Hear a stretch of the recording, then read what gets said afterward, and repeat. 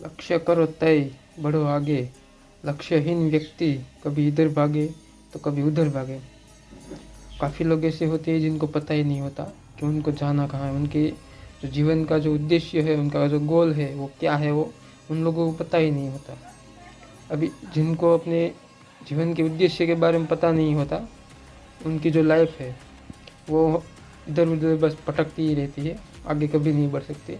इसीलिए जब तक अपना विज़न क्लियर रखोगे नहीं, तब तक आपकी लाइफ में कोई बदलाव नहीं आने वाला। तो पहले अपने विज़न को क्लियर करो, उसके बाद अपनी लाइफ में आगे बढ़ो। आपकी लाइफ को एक उद्देश्य, एक गोल होना ज़रूरी है। गोल के बिना लाइफ कभी आपकी सक्सेसफुल नहीं होगी। इसीलिए पहले अपने विज़न की क्लियरिटी रखो, उसके बाद आगे बढ़ो। सोचो कि आपका विज़न क्या है, लाइफ में आप करना क्या चाहते हो।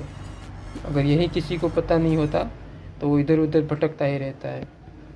इसीलिए अपना विज़न सबसे पहले क्लियर करो, अपना गोल सेट करो, तभी आपको कामयाबी मिलेगी, वरना आप इधर उधर भटकते हुए रहोगे।